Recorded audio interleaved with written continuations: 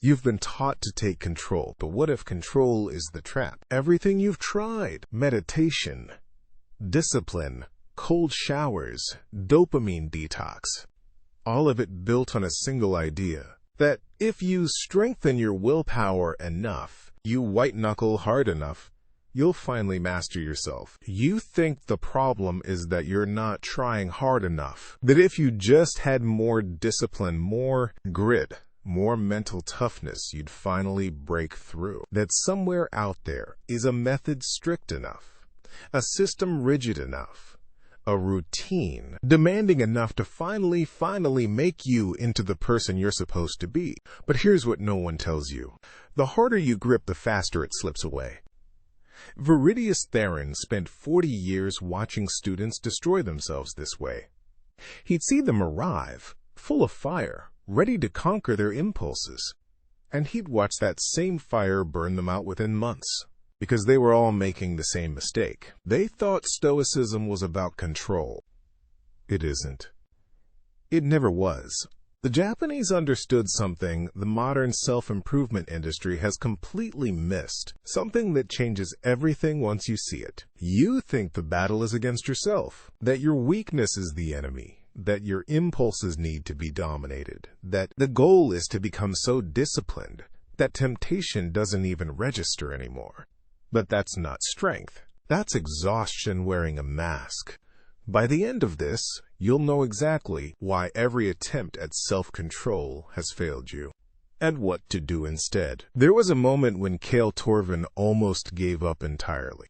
This was 3 years into his training, long after the initial enthusiasm had worn off, long after discipline had become his identity. He'd built his entire life around control. Morning routine, timed to the minute. Diet, weighed to the gram. Sleep, tracked and optimized. Every impulse cataloged, every desire examined, every weakness targeted for elimination. He had spreadsheets for his habits, journals documenting every failure, a whole architecture of self-surveillance that never slept. He was standing in Viridius's study on a Tuesday afternoon. Outside the window, rain hammered the stones.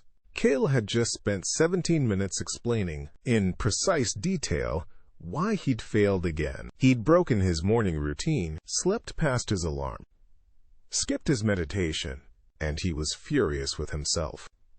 "I know better," he said.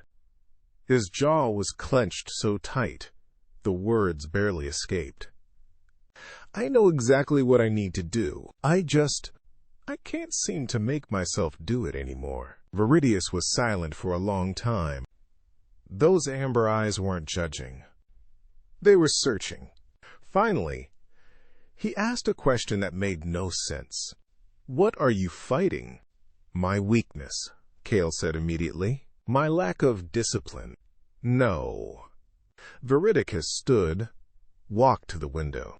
"You're fighting yourself, and in that fight, both sides lose." Here's what he meant. Every time you try to control an impulse, you create 2 versions of yourself. The disciplined you and the weak you. The controller and the controlled. And you spend all your energy in a civil war between them.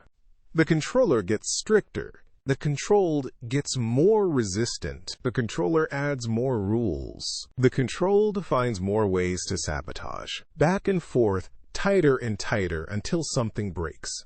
Until you're lying awake at 3 in the morning, exhausted from a battle that never ends, because both armies are you. The Japanese call it Mizuno Kokoro. Mind like water, not frozen, not boiling, not trying to be anything other than what it is. Water doesn't control itself. It doesn't fight against being water. It responds to what touches it, and then returns to stillness. Watch water meet a stone. It doesn't resist. It doesn't plan. It simply moves around what's there and continues flowing. Viridius pulled down an old text, one Cale had read a dozen times, Marcus Aurelius, but this time he pointed to a line Cale had always skipped over. The impediment to action advances action. What stands in the way becomes the way. You've been reading that as a call to overcome obstacles, Aurelius said. But it's the opposite. It's telling you to stop treating yourself as an obstacle. Kale felt something shift. A small thing, but foundational. So what do I do when I feel the urge to break my routine? You stop asking that question. Aurelius sat back down. The urge isn't your enemy. It's information. Your mind is telling you something is out of balance. But instead of listening, you've been going to war with the messenger. This is what the Japanese method understands. This is what Seneca meant when he wrote that we suffer more in imagination than in reality. You're not battling your impulses. You're battling your resistance to your impulses. And that resistance, that's what drains you. That's what makes every day feel like a fight. That's what turns simple choices into moral referendums on your worth as a human being. Kale started doing something different. When the urge came to skip his routine, to break his diet, to avoid his work, he stopped fighting it. He just noticed it. There's the urge. Not good or bad. Just there. Like weather. And here's what happened. Most of the time, the urge just passed. Because urges only have power when you resist them. The resistance is what makes them grow. The resistance is what turns a whisper into a scream. Within 2 months, Kale had more consistency than he'd ever achieved through force. Not because he'd developed superhuman discipline, because he'd stopped needing it. The Japanese know this. Mizu no kokoro. You don't control water. You become like water. Epictetus said it differently. Don't demand that things happen as you wish, but wish that they happen as they do happen, and you will go on well. Not resignation. Recognition. This is what is. Fighting it doesn't change it. It just adds suffering to reality. So here's what you do. Next time you feel the urge to break your discipline, to skip the hard thing, to choose the easy path, don't fight it. Notice it. Name it out loud if you need to. There's the urge to check my phone. There's the urge to skip the workout. There's the urge to stay in bed. Then ask yourself one question. Not, how do I resist this? But what is this trying to tell me? And then let it be there while you choose anyway. Not control. Response. The difference is everything. The next step changes everything.